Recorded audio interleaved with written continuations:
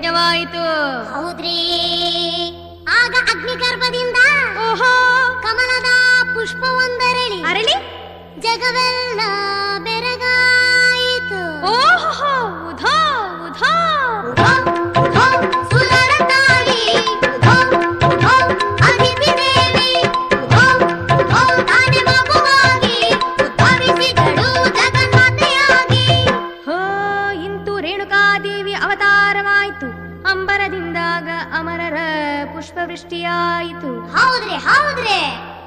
ಎಳುಕೊಳ್ಳದ ಎಲ್ಲಮ್ಮ ನಿನ್ನ ಕತೆ ಹೇಳುತ್ತೀವಿ ಕೇಳಮ್ಮ. ಮಕ್ಕಳು ನಾವು ಮಕ್ಕಳು ನಾವು ಮಕ್ಕಳು ನಾವು ನಿನ್ನ ಮಕ್ಕಳು ನಾವು. ಜಗನ್ಮಾತೆಯನ್ನು ಸೇವಿಸಲೋ ಎಂಬಂತೆ ವಸಂತ ಋತುವೆ ಯೌವನವಾಯಿತು. ಧರ್ಮವೇ ಆಕೆ ಮುಡಿವ ಕಮಲವಾಯಿತು. ಜಲಕ್ರೀಡೆಯಲ್ಲಿರುವಾಗ ಆ ಹೂವು ಸಂಧ್ಯಾ ವಂದಿಸುತ್ತಿದ್ದ ಜಮದಗ್ನಿಯ ಕೈಗೆ ಸೇರಿತು. ಭವಬಂಧವೆಂಬ ಮೊಸಳೆ ದೇವಿಯನ್ನು ಹಿಡಿಯುವುದನ್ನು ಆ ಹೂವಲ್ಲಿ ಕಂಡ ಮುನಿ ಕಾರಣಕರ್ತನಾಗಿ ಮೊಸಳೆಯನ್ನು ದಿಗ್ಬಂಧಿಸಿದರು. ಋಷಿಯ ತೇಜೋಮಯ ಹೂಬಾಣಗಳು ದೇವಿಯ ಕಂಗಳ ಪ್ರವೇಶಿಸಿತ್ತು. ವಿಶುದ್ಧರಿಬ್ಬರು ಸದಾ ಸದಾ ವಿರಹದಲ್ಲಿ ಬಿದ್ದರು. ಜಪ ತಪ ಮರೆತು ಹೋದರು. ಜಗತ್ ಕಲ್ಯಾಣಕ್ಕೆ ಬೀಜವಿದ್ದರು. ಮದುವೆಗೆ ಮಹಾರಾಜರು ಒಪ್ಕೊಂಡ್ರೇನ್ರಿ? ಸಾಮ್ರಾಟರಿಗೆ ಸನ್ಯಾಸರಿಗೆ ಸಂಬಂಧವೇ ಸಹವಾಸವೇ ಸಮಾಗಮವೇ ಇದು ಸಲ್ಲದು ಅಂದ ಮಹಾರಾಜ. ಅಯ್ಯಯ್ಯೋ ಆಮೇಲೇನಾಯ್ತ್ರಿ? ಕುಲದೇವತೆ ಭ್ರಮರಾಂಬೆ ಬಂದು ಬುದ್ಧಿ ಹೇಳಿದಳು ರಾಜನಿಗೆ. ಮದುವೆ ಮಾಡು, ಮದುವೆಗೆ ನಾತಿ ಹಾಡು, ಲೋಕದಿ ನಿನ್ನ ಮಗಳ ಪವಾಡ ನೋಡು. ಎಳುಕೊಳ್ಳದ ಎಲ್ಲಮ್ಮ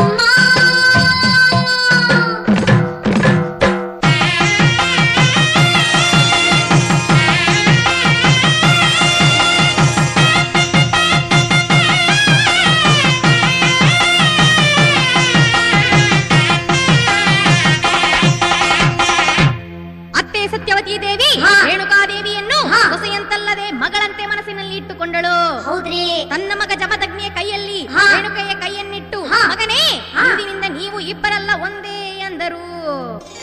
ಪ್ರಕೃತಿ ಪುರುಷರು ಇಬ್ಬರಲ್ಲಿ ಒಂದಾದರಲ್ಲಿ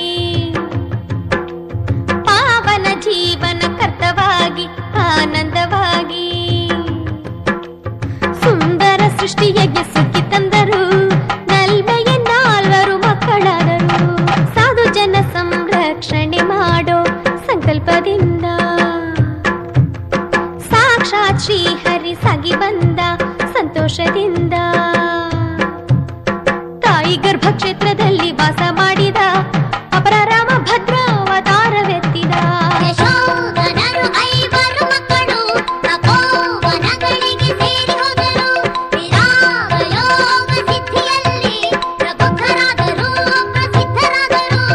ಜಗಜ್ಜೀವನ ಚಕ್ರದಲ್ಲಿ ಜಮದಗ್ನಿ ರೇಣುಕೆಯ ಕಾಮ ಪ್ರೇಮಗಳ ಗೃಹಸ್ಥಾಶ್ರಮ ತೀರಿತು.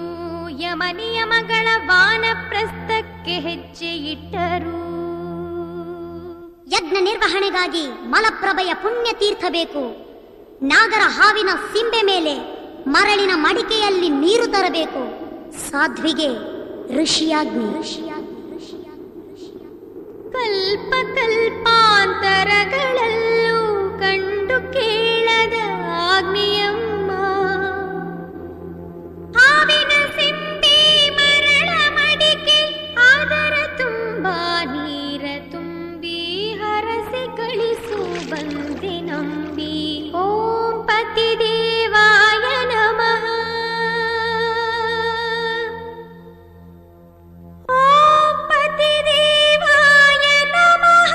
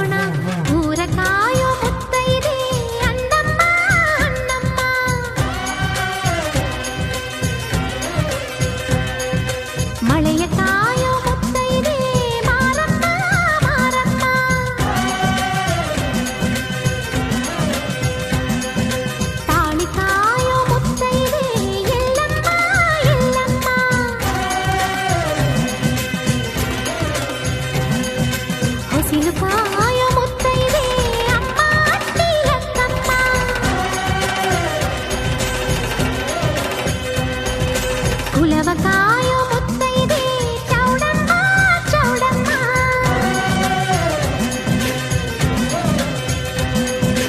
బసిరు కాయో ముత్తైదే బీరమ్మ బీరమ్మ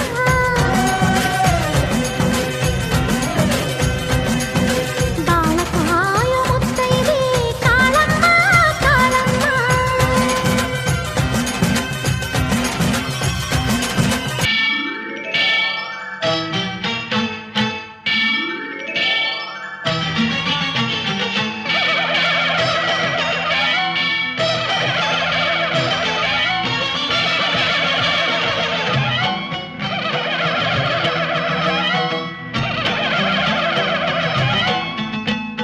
మహాకనక దుర్గా విజయ కనక దుర్గా పరాశక్తి లలిత శివానంద చరిత మహాకనక దుర్గా విజయ కనక దుర్గా పరాశక్తి లలిత శివానంద చరిత శివంతరి శుభంతరి పూర్ణచంద్ర కళాధరి బ్రహ్మ విష్ణు మహేశ్వరుల సృష్టించిన మూల శక్తి అష్టాదశ పీఠాలను అధిష్ఠించు ఆదిశక్తి మహాకనక దుర్గా విజయ కనక దుర్గా పరాశక్తి లలిత శివానంద చరిత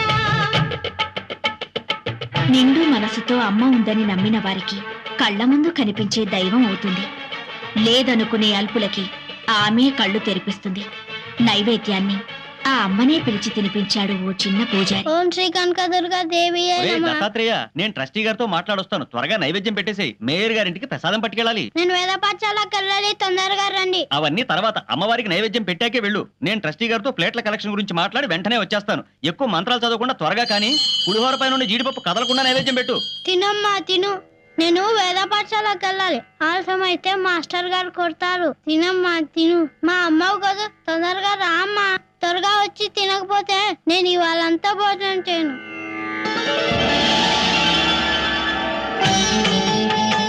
తినమ్మా, చల్లారకుండా తిను. ఇవాళ సామవేదం చెప్తారు, ఆలస్యం అవుతుంది. తొందరగా తినమ్మా.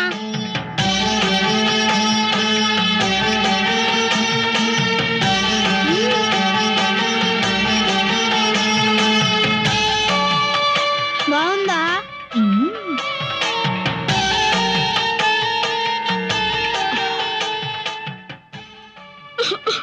పొలం మారిందా? శివుడు తలుచుకొని ఉంటాడు. నేను దిష్టి తీస్తాను ఉండు.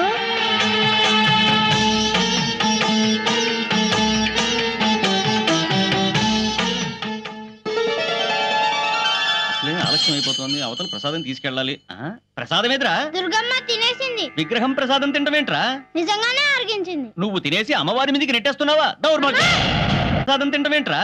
నిజంగానే అరిగించింది. నువ్వు తినేసి అమ్మవారి మీదకి నెట్టేస్తున్నావా? దౌర్భాగ్యం.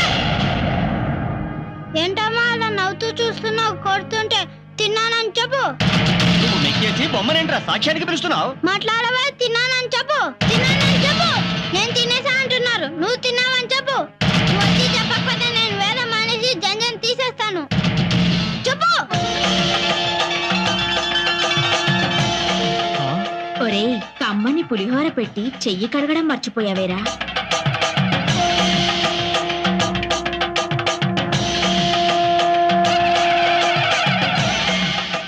క్షమించమ్మా కనకదుర్గమ్మ తల్లి. ఓంకార రావాల కృష్ణా తీరంలో ఇంద్రకీలగిరి పైన వెలసెను కృతయుగములోన ఈ కొండపైన అర్జునుడు తపమును గావించెను, పరమశివుని మెప్పించి పాశుపతం పొందెను. విజయుడైన అర్జునుడి పేరిట విజయవాడైనది ఈ నగరము. జగములన్నీయు జయజేలు పలుకగా కనకదుర్గ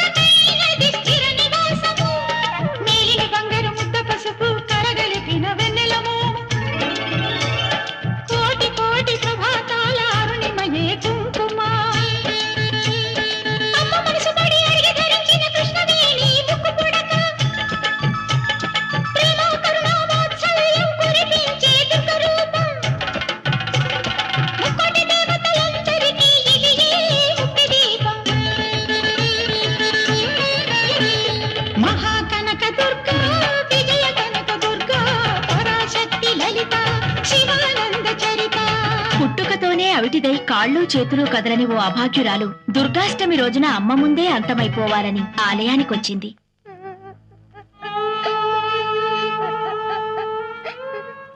అమ్మా, నేను చచ్చిపోవాలి. నాకు బతకాలని లేదు. చచ్చిపోవాలి, నేను చచ్చిపోవాలి.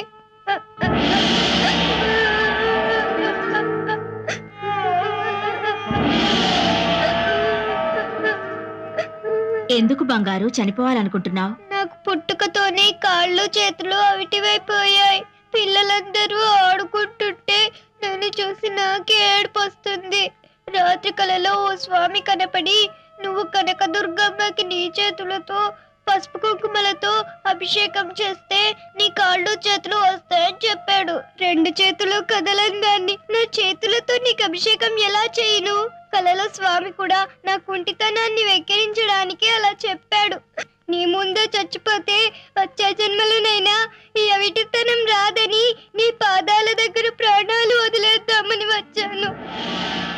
నన్ను నమ్ముకున్న నా వాళ్ళని నేను చావనివ్వను. కాళ్ళు చేతులు లేని ఈ బతుకు బతకాలని లేదు. నీ అవిటితనం పోతుందిలే. ఎలా పోతుంది? 2 చేతులు లేని దాన్ని ఈ జన్మలో నా చేతులతో నీకు పసుపు కుంకుమలతో అభిషేకం ఎలా చేయగలను? 2 చేతులు కాదు, నా 8 చేతులు నీకిస్తాను. లే, అభిషేకం చెయ్యి. లే.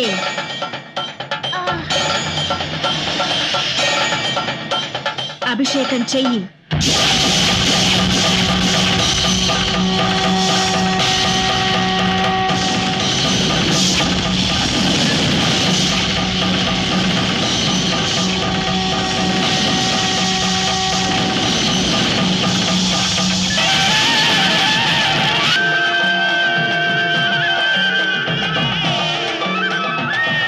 దేవీ నవరాత్రులలో వేద మంత్ర పూజలలో స్వర్ణ కవచమును దాల్చిన కనక దుర్గాదేవి,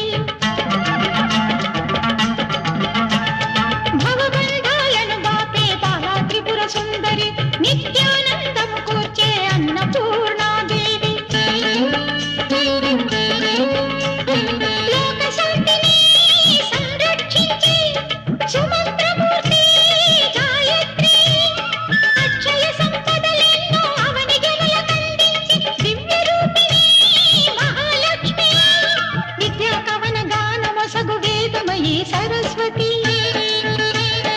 ఆయురారోగ్యాలు భోగభాగ్యములు ప్రసాదించు మహాదుర్గా, శత్రు వినాశిని శక్తి స్వరూపిణి మహిషాసుర మర్దిని, విజయకారిణి అభయ రూపిణి శ్రీరాజరాజేశ్వరి, భక్తులందరికీ కన్నుల పండుగ అమ్మా నీ దర్శనం, దుర్గమ్మ నీ దర్శనం.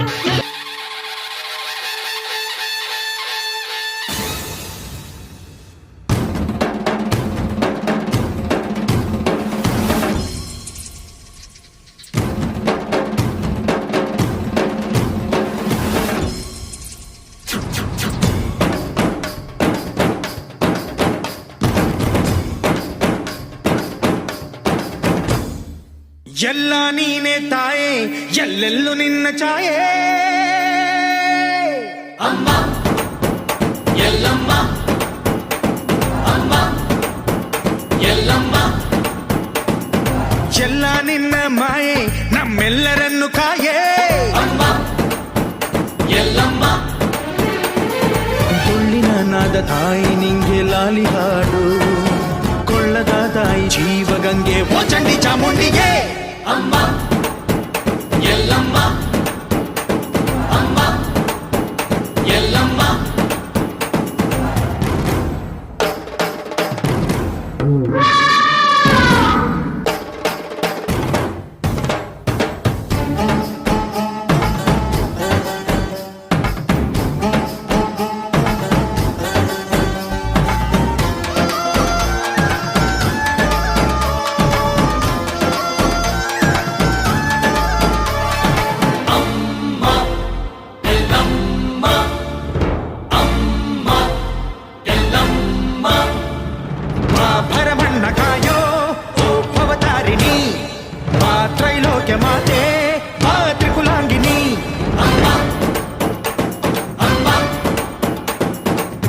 ಸಿಹಿಯಾಗಿ ಬಾರೆ ನೀ ಪ್ರತಿ ಹಣ್ಣಿಗೆ ಬಾ ಸಿಂಧೂರವಾಗಿ ನೀ ಪ್ರತಿ ಹಣ್ಣಿಗೆ ಜೋಗಿದೀರು ಜ್ಞಾನದ ದಾಯಿಯೇ ಆದಿಯೇ ಅಂತ್ಯವೇ ಶ್ರೀ ರೇಣುಕಾ ದೇವಿಯೇ ಅಮ್ಮ ಎಲ್ಲಮ್ಮ ಅಮ್ಮ ಎಲ್ಲಮ್ಮ ಎಲ್ಲ ನೀನೆ ತಾಯೇ ಎಲ್ಲೆಲ್ಲೂ ನಿನ್ನ ಛಾಯೆ ಅಮ್ಮ ಎಲ್ಲಮ್ಮ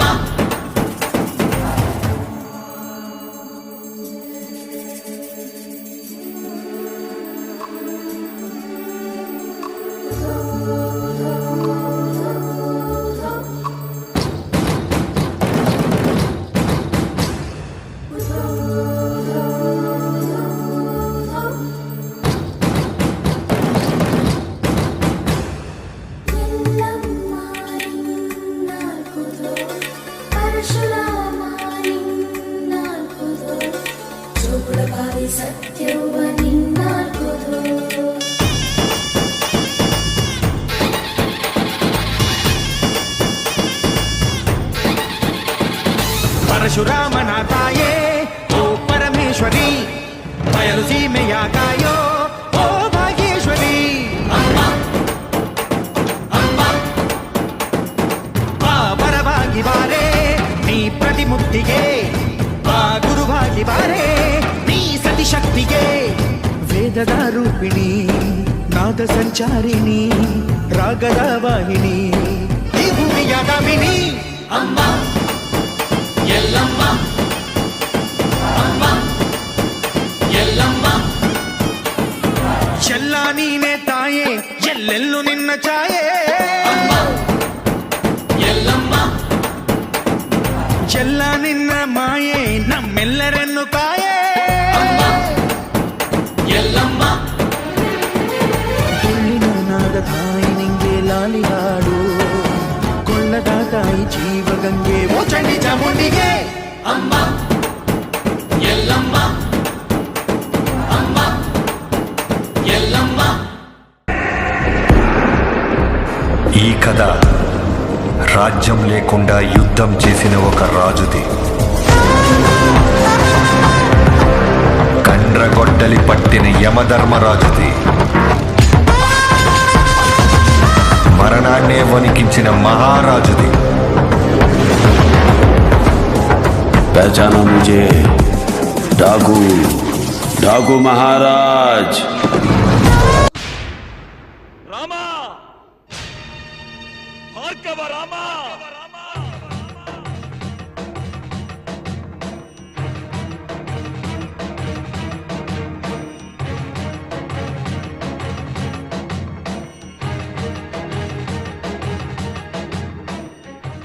ಮಾತೃದೇವೋ ಭವ, ಪಿತೃದೇವೋ ಭವ. ಚಿರಂಜೀವ. ನನ್ನಲ್ಲಿಗೆ ಬರಮಾಡಿಕೊಂಡ ಕಾರಣವೇನು ತಂದೆಯೇ? ಪಿತೃ ಋಣವನ್ನು ತೀರಿಸಿಕೊಳ್ಳುವುದಕ್ಕೆ. ಆಹ್, ನನ್ನದೆಂತಹ ಭಾಗ್ಯ! ಆಜ್ಞಾಪಿಸಿ ತಂದೆಯೇ. ಸಪ್ತ ಸಾಗರಗಳನ್ನೇ ತಂದು ನಿಮ್ಮ ಪಾದ ಪದ್ಮಗಳಿಗೆ ಅಭಿಷೇಕ ಮಾಡಿಸಲೆ, ನವಗ್ರಹಗಳನ್ನೇ ಬರಮಾಡಿಸಿ ನಿಮ್ಮ ಸೇವೆ ಮಾಡಿಸಲೆ. ಆಜ್ಞಾಪಿಸಿ ತಂದೆಯೇ, ಆಜ್ಞಾಪಿಸಿ. ನಾನು ಹೇಳುವ ಕಾರ್ಯ ನಿರ್ವಹಿಸಲು ಆತ್ಮಸ್ಥೈರ್ಯವೂ ಧೈರ್ಯವೂ ಮನೋನಿಗ್ರಹವೂ ವಜ್ರ ಸಂಕಲ್ಪವು ಅತ್ಯವಶ್ಯಕ. ತಂದೆಯೇ, ನಿಮ್ಮ ಪ್ರಬಲಾಶೀರ್ವಾದ ಬಲಸಂಪನ್ನನಾದ ಈ ರಾಮನು ಪ್ರಚಂಡ ತಪವನ್ನಾಚರಿಸಿ ಆ ಪರಶುವನನ್ನೇ ಮೆಚ್ಚಿಸಿ ಈ ಪಾವನ ಪರಮೋತ್ಕೃಷ್ಟ ಪರಶುವನ್ನು ವರವನ್ನಾಗಿ ಪಡೆದು ಪರಶುರಾಮನಾಗಿ ನಿಮ್ಮ ಮುಂದೆ ನಿಂತಿದ್ದಾನೆ. ಆಜ್ಞಾಪಿಸಿ ತಂದೆಯೇ, ಮರುಕ್ಷಣವೇ ಆ ಕಾರ್ಯ ಕೈಗೂಡುತ್ತದೆ.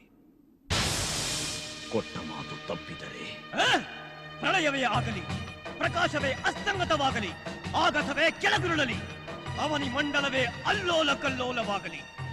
ಈ ಜಮದಗ್ನಿಸುತನು ಆಡಿದ ಮಾತಿಗೆ ತಪ್ಪುವನಲ್ಲ. ಸಕಲ ಮಾತಾ ಶಿರೋಮಣಿ, ಮಮತಾನುರಾಗಿಣಿ, ಮಹಾಮಂಗಳ ಸ್ವರೂಪಿಣಿಯಾದ ನನ್ನ ಮಾತೃದೇವಿಯ ಮೇಲಾದ ಎಲ್ಲರ ಅಮ್ಮ ಎಲ್ಲಮ್ಮ.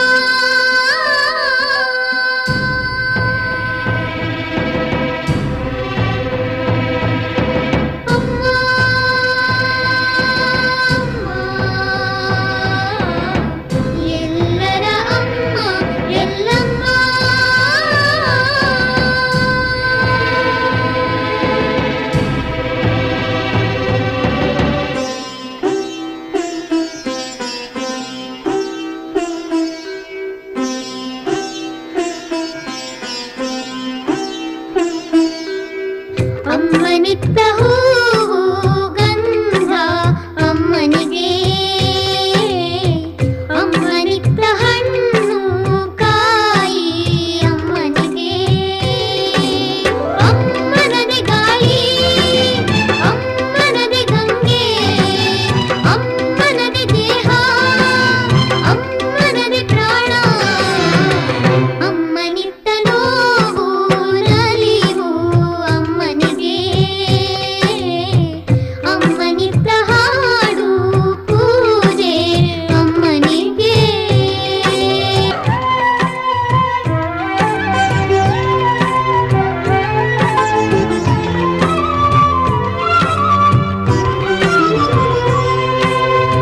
ಬರುವಾಗ ನಾನು ನೀನು ಏನೇನೇನು ತಂದಿಲ್ಲ, ಯಾರು ಏನು ತಂದಿಲ್ಲ.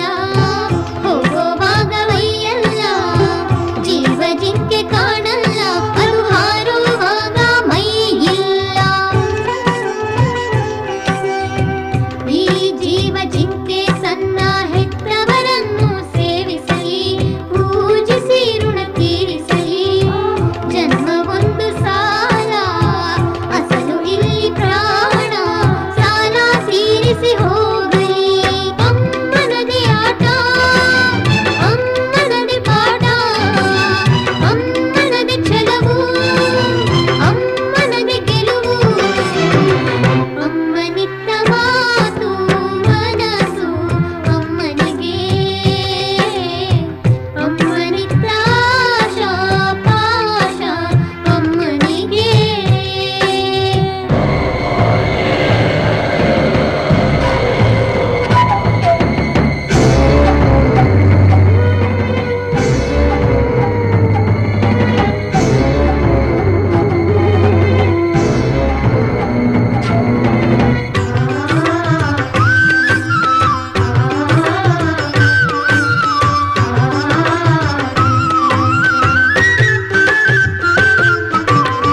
ಮುಂದೆ ನಮಗೆ ಜನುಮ ಇದ್ದರೆ ಸವದತ್ತಿಯಲ್ಲಿ ಕರುಣಿಸಲಿ, ಸವದತ್ತಿಯಲ್ಲಿ ಕರುಣಿಸಲಿ. ಅಲ್ಲಿ ಗುಡಿಯ ಕಲ್ಲಾಗಿ ಉಧೋ ಉಧೋ ಸೊಲ್ಲಾಗಿ ಬಾಳುತ್ತೀವಿ ಸುಖವಾಗಿ. ಭಕ್ತಿ ಎಂಬ ಶಕ್ತಿಯ ಮುಂದೆ ಮುಕ್ತಿಯ ಮೂಲವೇ ಮರುಳಾಗಿ, ಮುಕ್ತಿಯ ಮೂಲವೇ ಮರುಳಾಗಿ. ಬೇಡುತ್ತಿರುವ ನಮಗಾಗಿ ಅಭಯವೆಂಬ ಬೆಳಕಾಗಿ ಓಡಿ ಬರುವಳು ನಮಗಾಗಿ. ಅಮ್ಮನದೇ ಲೋಕ, ಅಮ್ಮನದೇ ಜ್ಞಾನ, ಅಮ್ಮನದೇ ಪ್ರೀತಿ, ಅಮ್ಮನದೇ ಕರುಣೆ. ಅಮ್ಮನಿತ್ತ ಬಾಳು ಬದುಕು ಅಮ್ಮನಿಗೆ, ಅಮ್ಮನಿತ್ತ ರಾಗ ದ್ವೇಷ ಅಮ್ಮನಿಗೆ. ಅಮ್ಮನದೇ ಗಾಳಿ, ಅಮ್ಮನದೇ ಗಂಗೆ, ಅಮ್ಮನದೇ ದೇಹ, ಅಮ್ಮನದೇ ಪ್ರಾಣ.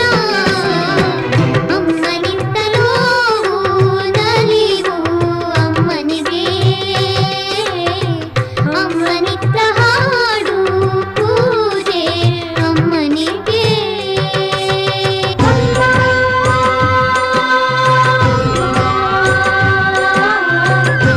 ಎಲ್ಲರ ಅಮ್ಮ ಎಲ್ಲಮ್ಮ,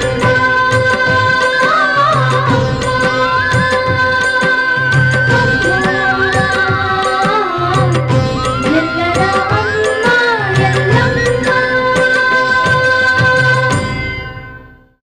ಆರತಿ ಎಂತಲೇ ಆಗೋಗೆ ಉರಿಯಲೇ ಆರು ತನ್ನ ಬೆಳಕು ಲೇಷ ಬೆಳಕು, ಆರು ತನ್ನ ಬೆಳಕು ಸುಬ್ರಹ್ಮಣ್ಯ ಬೆಳಕು ನಡುವೆ ನಾಗಿರುವ ನಡಿಗೆಗಳು ಮಂಗಳ ಜಯ ಮಂಗಳ.